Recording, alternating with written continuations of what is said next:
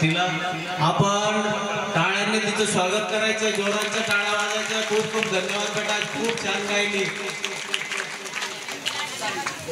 पूजनासाठी यानंतर दत्तू राजाराम मते, दत्तू काका आपण तयार राहायचे।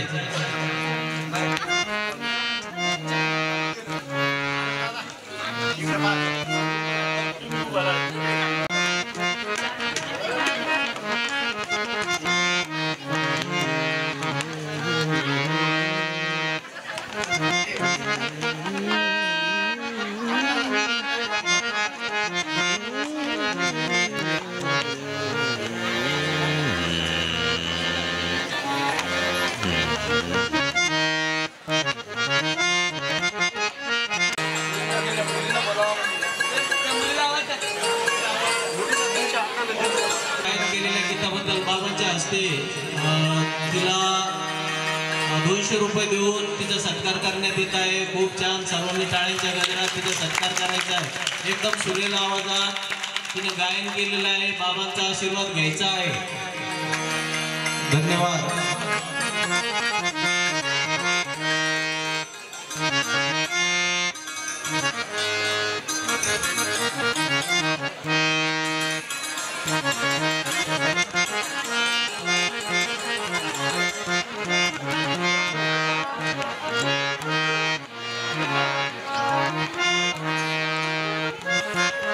निर्मला ताईकडून विद्यासाठी पुन्हा 50 रुपये बक्षीस मिळाले। विद्या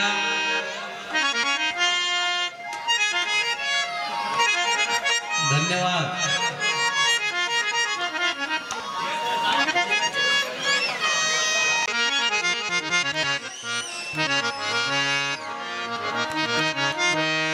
वेळ होते बरं का, असं वाट झाले।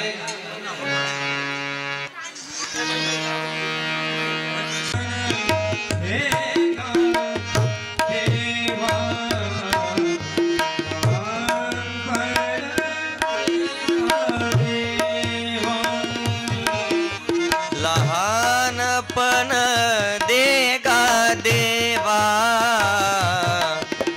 लहानपण देगा देवा, लहानपण देगा देवा।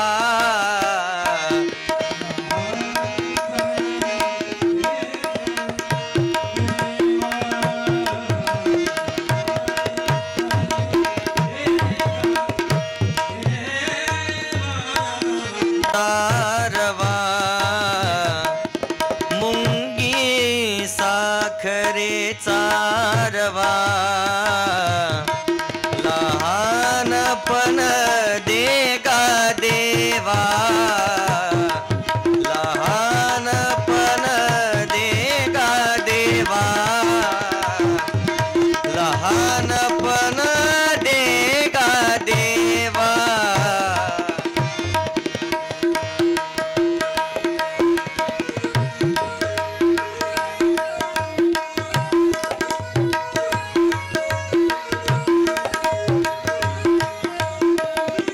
मार त्यासी अंकु शाचा मार, लहानपण देगा देवा, लहानपण देगा देवा, लहानपण देगा देवा।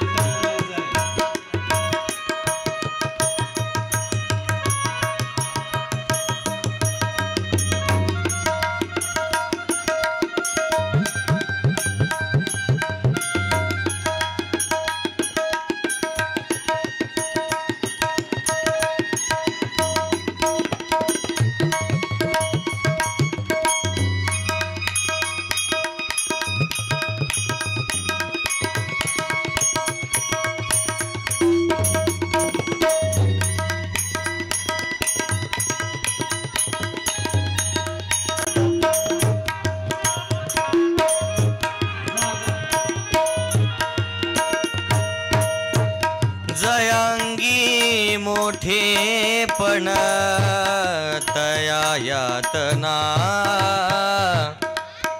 कठीण कठीण तया यातना कठीण लहानपण दे गा देवा लहानपण दे गा देवा लहानपण दे गा देवा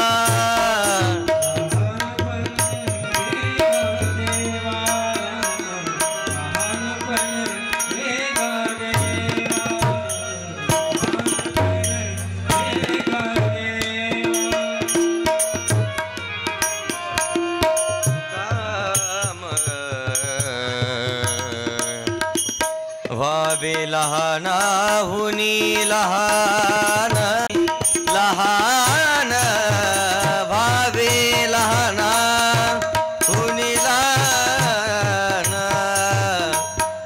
लहान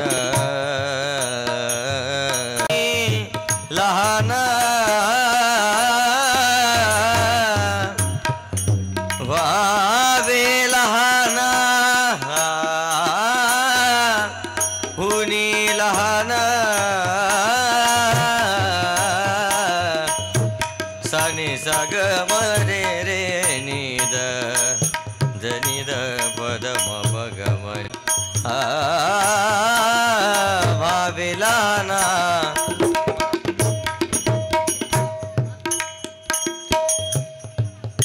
भावे लहाना हुनी लहान दे गा देवा लहानपण दे गा देवा लहानपण दे गा देवा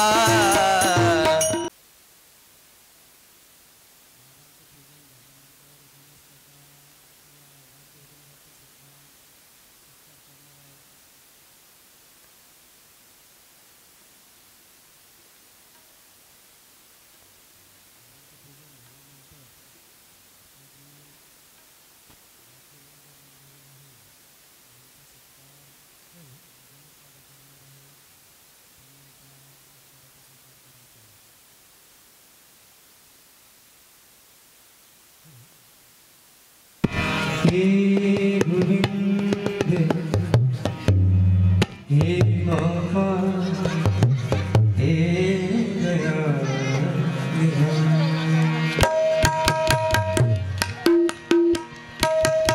हे गोविंद हे गोपाल हे गोविंद हे गोपाल हे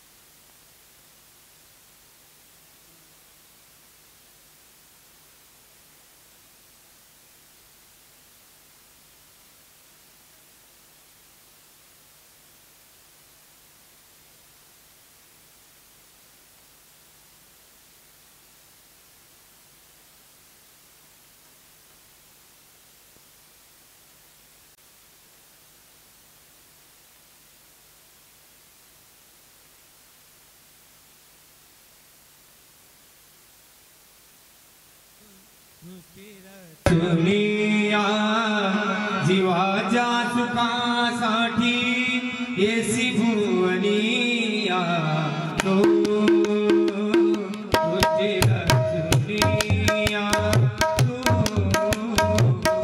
तुझे दुनिया जीवाच्या सुखासाठी येसी भुवनिया तू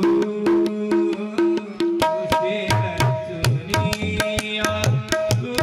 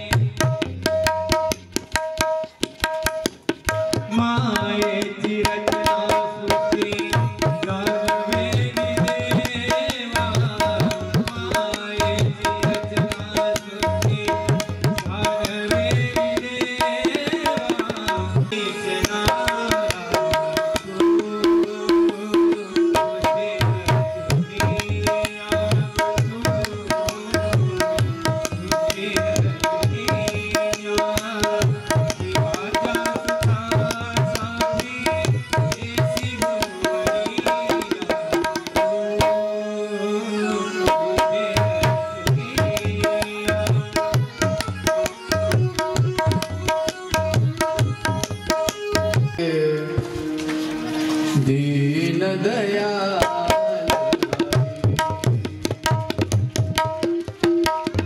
कृष्ण गोपाल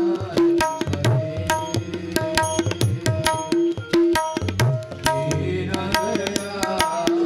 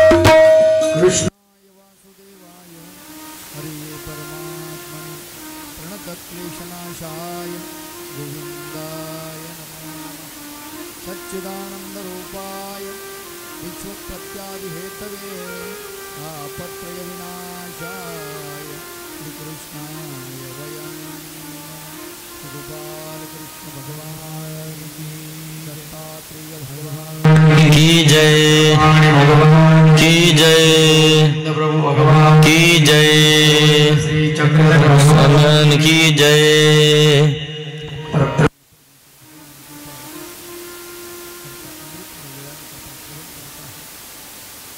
भागवताच्या रूपाने आजचा 7वा दिवस भागवत कथा सुरुवात केली आणि त्या दिवशी जी आपण प्रस्तावना केली होती त्या प्रस्तावनेमध्ये एक गोष्ट तुम्हाला सांगितली होती की राजा परीक्षिती भागवत ऐकायला बसलेले आहेत आणि सुखदेव मुनी ते त्यांना भागवत सांगतात भगवंत केलेला सांगतात आणि तिथून कथा आपण पुढे सुरू केली. भगवान गोपालकृष्णाच्या खेळक्रीडा द्वारकेमध्ये चालू आहे. अनेक प्रकारच्या राक्षसांना भगवंताने यमसदनाला पाठवलेला आहे आणि परब्रह्म परमेश्वर भगवान गोपालकृष्णाच्या कृपेने पांडवांना इंद्रप्रस्थ म्हणजे पांडव वन त्यांना दिलेलं आहे. आपल्या वाट्याला सगळं आले माशी आले तरी त्याचं सोनं करता आलं पाहिजे हे पांडवाकडून शिकण्याजोगतं. आमच्या वाट्याला असंच आलं त्याच्यामुळे कसं झालं त्याच्यामुळे आमचं झालं त्याच्यामुळे तुमचं झालं हे बहाणे आहे. पांडवांनी ते करून दाखवलं. जंगल उठवलं तिथे शेती तयार केली त्या जंगलामध्ये पूर्ण जंगल खांडववन प्रचंड प्रमाणामध्ये गर्द अरण्य दाट अरण्य ते अरण्य उठलं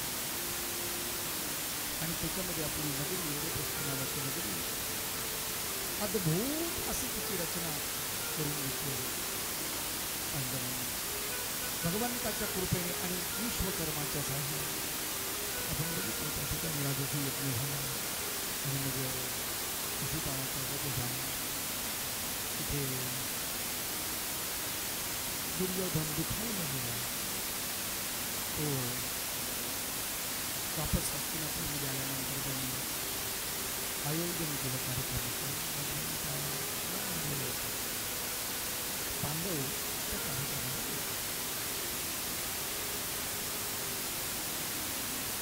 जुवा खेळण्याचं निमंत्रण दिलं द्वीप खेळण्याचं आणि त्या निमंत्रणामध्ये तिथे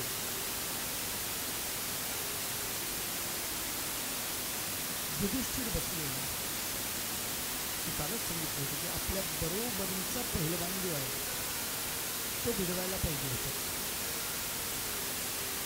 युधिष्ठिर राजा होता त्याचं एकच चुकलं. धार्मिक असून सुद्धा धर्मवान असून सुद्धा एक गोष्ट चुकली की त्यांनी म्हणायला पाहिजे होतं माझ्यापेक्षा मामा चांगले खेळतात आणि मामाच्या बरोबरीला मी नाही खेळू शकत. मग तुम्ही मला निमंत्रण दिलं ते बरोबर हरकत नाही पण आमच्याकडे खेळाडू आहे ना. आमच्याकडे खेळणारा परफेक्ट माणूस आहे त्याला आम्ही बोलवतो आणि त्याच्यासोबत मामाने खेळून दाखव. मामामध्ये जर फार मस्ती असेल मामामध्ये फार गुर्मी असेल गर्व असेल जिंकण्याचा जिंकण्याचा तर कृष्णासोबत खेळून दाखवा. मग मजा आली होती पण असं झालं स्वतः युधिष्ठिर खेळला आणि युधिष्ठिर खेळल्यामुळे गंमत अशी झाली की युधिष्ठिराला खेळत असताना पासे जे आहेत ते पासे जरासंधाच्या हाडाच्या आता जरासंध 17 वेळेस भगवंतांनी रात्री तळून लागले. 18व्या वेळेस तो काळ यवनाला घेऊन आला. आपण कसं काळ यवन आला भगवंताने मारलं जरासंध पळून गेला. मग भगवंताच्या नादी लागला नाही, पण देवाला माहीत होतो हा पुन्हा पुन्हा खोड्या काढणार. म्हणून एकदा भगवंत भीमाला घेऊन त्याच्याकडे गेले. भीम आहे, भगवंत आहे, युधिष्ठिर सोबत आहे, सोबत उद्धव देव आहे. त्या जरासंधाला म्हणाले आम्ही इकडे चौघजण आहोत, कोणासाठी कोणी कुस्ती खेळायची तू सांग, तू म्हणशील त्याच्या संग. आपण बघितलं कृष्णाला खेळत का दोन हां हे दिसते ना म्हणजे तांबडे जरा त्याच्यासोबत किती भीमासोबत. आता भगवंताला माहिती होतं की कोणासोबतच खेळणार नाही, खेळ म्हणजे भीमासोबतच खेळ नक्की उल्हा नक्की. तू हारला तर मी हारलो तर मग बघू काय तुमचा जरी हारला त्याला दोन गट होणार नाही. भगवंत म्हणजे हारतच नाही. आणि तुंब युद्ध सुरू झालं ते जरासंध भीम. आता जरासंधाची कथा तुम्हाला सांगितली होती की ते जरा नावाच्या राक्षसाने ती तोडलेलं होतं. त्याच्यामुळं काय व्हायचं, जरासंध जमिनीला पाठ टेकवली की त्याला बळ भीम नाही. बरं भीमाचंही तेच होतं, त्याची पाठ जमिनीला लागल्या त्याला बळ यायचं, ताकद त्याची वाढत चालली. भगवंत म्हणजे असं काही संपूर्ण गोष्ट नाही. काय करा, देवाला संपवायचं होतं. देवाला काय केलं, भीमाच्या पुढच्या बाजूने गेली. पुढच्या बाजूने गेल्यानंतर एक काडी घेतली आणि काडी अशी चिरली चिरल्या ते लक्षात आलं भीमाच्या याला असं चिरायचं. त्या गंमत असते, इशारा समजणं झालं तो इशारा टाकला. पाहुणे आले आणि पाहुणे आल्या तुम्ही जर असं केलं की पत्नीला कळलं पाणी घेऊन तिने म्हणलं असं काय करायले, नीट बोलायला काय झालं. पाहुण्या व्यक्ती द्यायची इशारा कळला पाहिजे, समजणेवाले की इशारा टाकली. भगवंतानं इशारा केला, काळी अशी चिरली, सहज घेतली चिरली. आता त्या जरासंधाचं लक्ष भगवंताकडे नव्हतं, भगवंताकडे पाहत होती, पण भीमाचं लक्ष भगवंताकडे खेळत. जरासंधानं त्याला धरलं, त्याच्या पायावर आपला पाय ठेवला आणि दुसरा पाय पकडला, सौ उचलला की दोन भाग केले. आता चिरल्यानंतर त्याला वाटलं आता काय नाही, पण ते असं जवळ आलं, भिडलं पुन्हा जोडलं आणि पुन्हा भांडायला सुरुवात. ते म्हणजे बापू हे तर अवघडच आहे. पुन्हा भीम त्याच्या पायावर पाय द्यायचा, त्याला चिरायचा, दोन भाग करायचा, पुन्हा ते असं जवळ यायचं, धडपडत जवळ आलं, जुळलं की उभं राहायचं आणि पुन्हा येतो. घामा घुम झाला. भगवान गोपाल कृष्णानं पुन्हा इशारा केला, काडी पुन्हा चिरली आणि असा हात असा क्रॉस केला. इकडच्या हातातली काडी इकडे फेक, इकडच्या हातातली काडी इकडे फेकली. असं केल्या त्याने तसंच केलं. भीमानं त्या जरासंधाच्या पायावर पाय दिला, पाय उचलला, त्याला चिरलं, दोन्ही हातात मध्ये दोन तुकडे त्याचे घेतले आणि दोन्हीकडे फेकून दिले. आता ते विरुद्ध झालं. असं होतं, असं झाल्यामुळे असं काही जुळलं नव्हते. तडफडून ते मरण. आता भीमाला पाहिलं की तो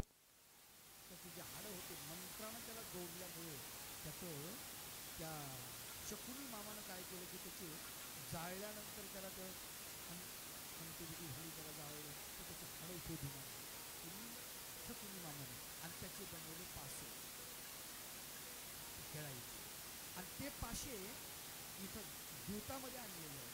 आणि मग आता ते काय व्हायचं, भीम म्हणला 5 पाहिजे आणि ते होऊन पडायचं. शकुनी मामाने म्हणलं 6 की बरोबर 6 पडायचे. कारण तो भीमाचा वैरी कोण, जरासंध. मग भीमाचं कशाला ऐकणार आहे, भीमाच्या विरोधातच जाणार. किंवा याने किती जरी मागितले कोणी युधिष्ठिराने तरी ते पडत नव्हते. अशा प्रकारे तो खेळ चालला आणि खेळ चालल्यानंतर युधिष्ठिर हरत चालला. सगळी संपत्ती हरली. सगळी लक्षात घ्या, जुवा, दारू या गोष्टी माणसाला तुम्हाला संपवल्याशिवाय राहत नाही. देवाच्या कृपेनं संतांच्या आशीर्वादानं तुम्ही जर मधातून सुटले तर वाचले, आणि आता काही नाही. आलं का? मटका लावणाऱ्या माणसानं त्यांना एवढा फटका लागून जातो, आज नाही, उद्या येईल, परवा येईल, नंतर येईल. लॅटरी काढणारे काढतच बसते, भिकारी बनते. जे लॅटरीचे धंदे लावतात ना, तर ते म्हणजे गडगंज संपत्तीवाले झाले. पण लॅटरी लावणारे जे आहेत मला सांगतो ते कधीच बरं आले नाही. तुम्ही कधी बघितलंय का दारू विकणारा माणूस हा गरीब झालाय बा? कधीच नाही. पण दारू पिणारा सत्याना कुटुंबाचा कुटुंब उद्ध्वस्त, घर वाटोळं घराचं, पत्नीचं परेशानी, मायबापाची परेशानी, त्याची स्वतःची परेशानी, अनेक प्रकारचे रोग. किती अवघड काम आहे. व्यसन झालं, आता जुव्याचं व्यसनच लागल्यासारखं झालं या युधिष्ठिराला. आता जिंकन मग जिंकन, आता जिंकन मग, असं करता करता सगळं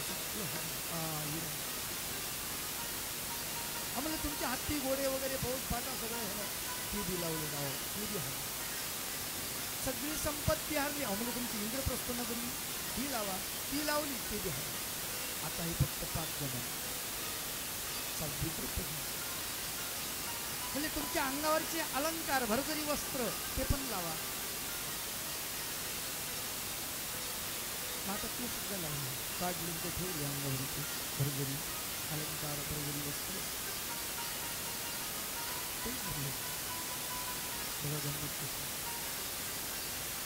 आता सगळं हरल्यानंतर आता काय म्हणजे तुम्ही येत नाही, शेवटचा डाव तुम्ही खेळा.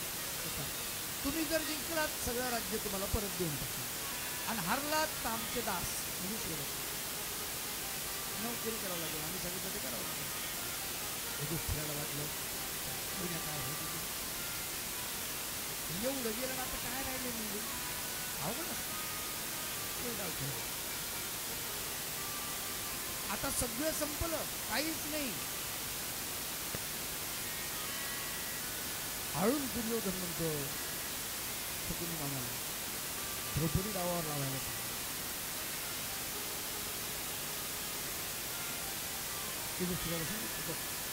मी तर राज्य सगळं परत देतो, तुमचा दासातून तुम्हालाही मुक्त करतो, तुमचं फौज फाटा हत्ती घोडे सगळं सैन्य, तुमची इंद्रप्रस्थ नगरी ती सुद्धा वापस देतो.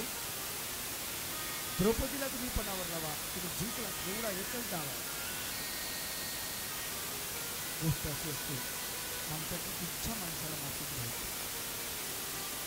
कामातुरम न भयम न लज्जा. इच्छा जी असते ना माणसाची, कामातुर माणूस झाला की मी आता जिंकेन असं त्याला वाटलं, या आशेनं त्या इच्छेनं त्याला तोही डाव तो हरलेला विचार कर. धर्मराज म्हणतात त्याला, त्याचं नाव आहे युधिष्ठिर, पण तो धर्माने वागला म्हणून त्याला धर्मराज असं नाव पडलं, पण त्याच्याकडून सुद्धा ही अधर्माची कृती झाली. भारताच्या इतिहासामध्ये हे जे पान लिहिल्या गेलं हे इतकं काळाक्षराने लिहिलंय, आणि हे इतकं पान खतरनाक आहे की भविष्यामध्ये कितीही काळ लोटल्यानंतर भारतवर्षामध्ये कुणीच या वीरांना माफ करणार नाही. युधिष्ठिराला कधीच माफ करणार नाही, कधीच माफ करणार. कुठल्याही माऊलीनं जेव्हा महाभारत ऐकलं, भागवत ऐकलं, त्यावेळेस ती युधिष्ठिराला निश्चित शिव्या दिली, कधीच त्याला चांगलं म्हणणार. हा कलंक लागलेला. भारताच्या सोनेरी पानाला हा काळीमा फासणारा एक पान त्या महाभारताच्या त्या ग्रंथामध्ये ते जोडलं गेले, भागवताच्या त्या ग्रंथामध्ये जोडलं गेलं. सुवर्ण अक्षराने इतिहास लिहावा असा आपल्या भारतीयांचा इतिहास, त्याच्यामध्ये हे आपिशी पान काळाक्षराने ठप्पा केला. द्रौपदीला गावावर लावलं, खाली माना घालत बसली. काय करावं आता? कृष्णाला बोलवलं असतं ना, असं नसतं. कालही आता संपत म्हटलं, आपल्या जीवनातून कृष्ण बाद झाला, संपत आपल्या जीवनात हे युधिष्ठिराचं झालं ना, हेच आपलं झालं. आपल्या अंतकरणात जर आपण परमेश्वराला ठेवलं, तिथं जागा दिली, तर त्याला कधीच तिथून काढू नका. कायम त्याला वस्ती करू.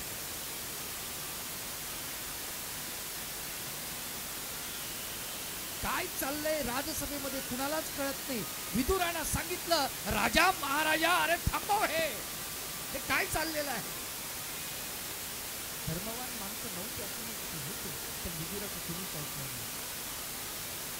धृतराष्ट्र म्हणतो, खेळू द्या, पोरं आहेत, खेळतात, खेळण्यामध्ये काय असतं. तुम्ही म्हातारे माणसांनी खेळू देत नाही. राजा, या खेळामध्ये मला अहंकाराचा दर्प येतो. या खेळानं मला विनाशाचे चित्र माझ्या डोळ्यासमोर दिसत आहे. हस्तिनापूरचा विनाश मला दिसतोय, मला भविष्य दिसतंय या खेळामध्ये. हा खेळ नाहीये, हा विनाश आहे. राजा आवर, पुत्राला आवर. तर दुर्योधनाला तुम्ही आवर येईल अशी ताकद कोणाला भीष्माचार्यामध्ये नाही, द्रोणाचार्यामध्ये नाही, कृपाचार्यामध्ये नाही, प्रत्यक्ष बाप असलेल्या धृतराष्ट्रामध्ये नाही. कुणामध्ये द्रौपदीला डावावर लावण्यात. द्रौपदी अंतपुरामध्ये आहे, तिला या गोष्टीची कल्पना नाही. जे माणसाच्या मनामध्ये असते ना, मनी वचते स्वप्नीचे, जे मनात असते ना. सुरुवातीला द्रौपदीला आणल्यानंतर युधिष्ठिरानं म्हटलं होतं, आई आम्ही एक वस्तू आणली, ह्याच चुकला. चूक आहे, धार्मिक असला म्हणून काय झाला. स्त्रियांना तू वस्तू म्हणतोस. आताही त्याने तेच केलं, वस्तू म्हणून तिला डावावर लावलं. वस्तू म्हणून डावावर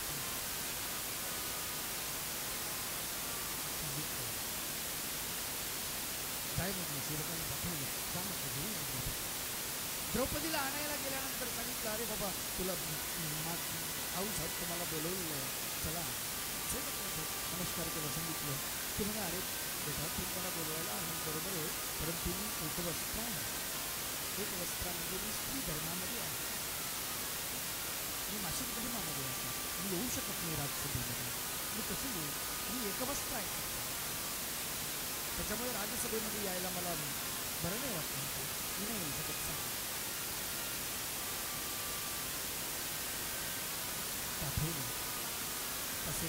सेवक आला, दुर्योधनाला सांगितलं, म्हणजे महाराज द्रौपदी एक वस्त्र आहे, रजस्वाला आहे, तिला तिथे कसं येत नाही. जाय म्हटलं, जाय, सांग तिला तू दासी आहे, तू काही राजकुमारी नाही, तू कुणाची राणी नाही आहेस. आता येत नसेल ओढून आण. त्यांनी खाली मानण्याची हात जोडले, ते जायला तयार नाही.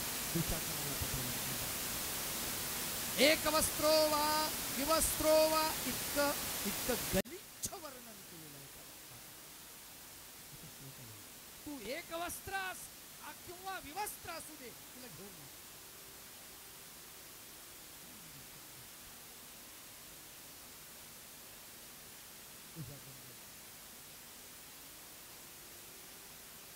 द्रौपदी भक्त अरे मला माझं करून, अरे मी तुझी वहिनी आहे रे.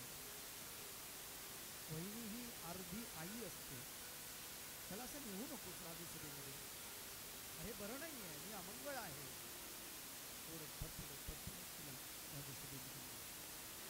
ओरडते आहे, भावा मानते आहे, आपल्याला सावरण्याचा प्रयत्न करते आहे, आणि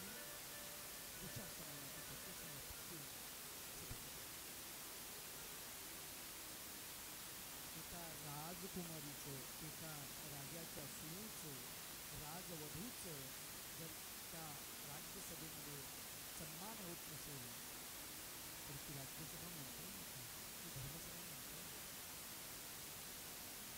ही गोष्ट विदुराला अजिबात आवडली नाही. विदुरानं सांगितलं, राजा तुला डोळे नाही म्हणून चांगले तू गप्प बसलास, आम्हाला डोळे आहेत, आम्ही नाही बघू शकत. हे तात्काळच्या त्या सभेचं त्यासाठी माणसामध्ये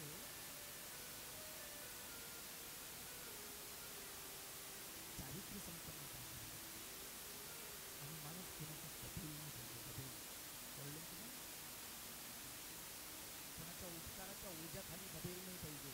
विदूर हा महामंत्री आहे हस्तिनापूरचा, पण तो दबेल नाही आहे, पगार घेत नव्हता, फुकट काम करायचा राज्याचं. राजसभेचं एक वस्त्र अंगावर होतं, एक फेटा, राजसभेचं वस्त्र एक पैजामा, घरी आल्यानंतर खुटीला काढून ठेवायचा आणि फक्त धोतर नेसायचा. झोपडी होती, झोपडी, त्याचा लहान.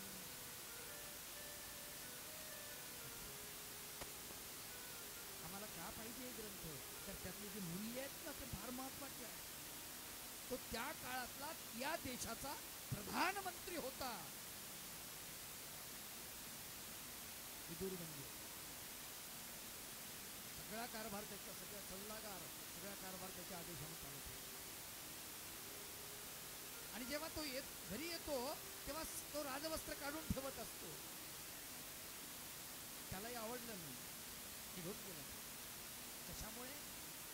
राजा मला हे पटत नाही इतका स्पष्ट बोलणारा होता, कारण तो धृतराष्ट्राचा दबेल नव्हता. कोणाची पै जर आपण खाल्ली नाही ना, आपण उचनाकानं गोष्टी करतो. उचनाकानं गोष्टी करायला, हो उचनाकानंच करतो म्हणून गोष्टी. 100 रुपयाची नोट जरी आपल्याला कोणी दिली, आपण नोटवर नाही करू शकतो.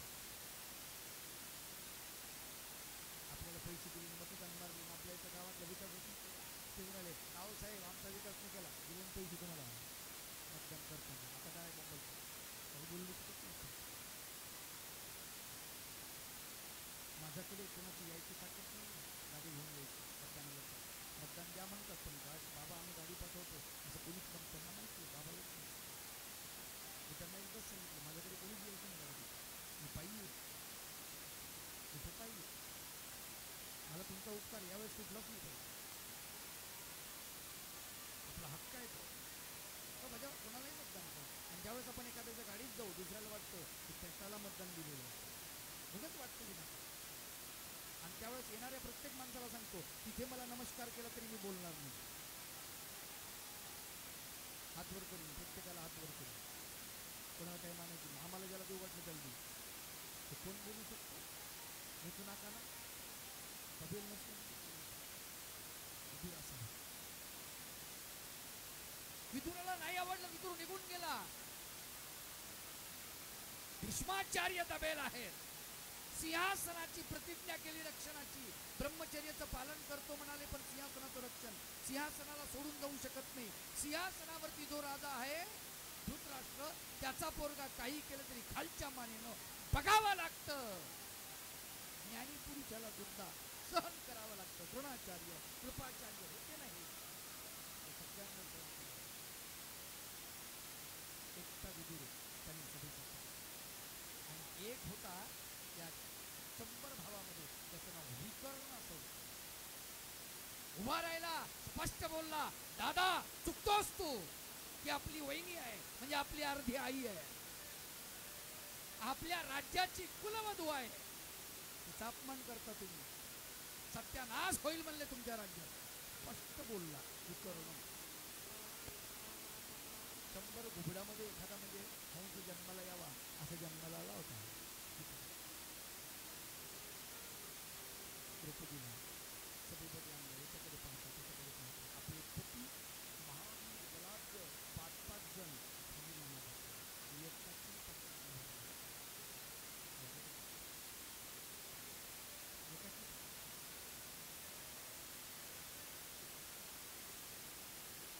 द्रौपदी तेव्हा प्रश्न विचारते प्रत्येकाला, तुम्ही द्रौपदी आहे, कोण समजावून तुम्हाला? माझ्या एका कवितेमध्ये वर्णन केलेलं, मैं द्रौपदी कृष्ण की भगिनी, द्रुपद सुता पांचाली हो, अग्नि कन्या पंचप्रतिव्रत, कुरुकुल मर्यादा हूँ, राजसभा की आन बान और हस्तिनापुर की शान भी हो, मुझे बताओ भीष्म पितामह, मुझे बताओ भीष्म पितामह, क्या दुर्योधन की दासी हूँ? धर्मराज तो धर्मवीर है, कहाँ उनका धर्म गया? कुठे गेला याचा धर्म? धर्मराजाचा. नारी का सम्मान भुलाकर अधपतनों के चरम गया। खेल खेल में मुझको खेला क्या खिलौना समझा था। खेल खेल में मुझको खेला क्या खिलौना समझा था। चीज हो कोई या संपत्ति जाने क्या क्या समझा था। भोग वस्तु ना समझो हमको आ करो अपमान कभी। नारी को सुख देंगे तो भी सुखी रहेंगे तुम सभी। कुरुकुल की उन्स पताका, कुरुकुल की उन्स पताका भारत में लहराई है। दुर्योधन ने बदनामी की ये जग भी फैलाई। सब्र करो रे जालिमों, एक दिन ऐसा आएगा मेरे अपमानों का बदला तुमसे लिया जाएगा। हे दुशासन याद रखो ये बाल मेरे खुले हुए। हे दुशासन याद रखो ये बाल मेरे यूं खुले हुए। ये प्यासे है तेरे खून के यूं ही रहेंगे खुले हुए। आजपासून मी माझ्या केसाला गाठ बांधणार नाही, अंबाडा बांधणार। बोलतो प्रत्येकाला विचारतो आधी काय करतो।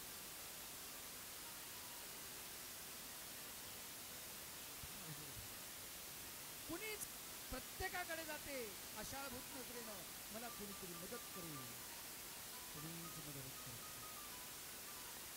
दुर्योधन दुशासनाला म्हणतो अरे ओढ तिच्या वस्त्राला।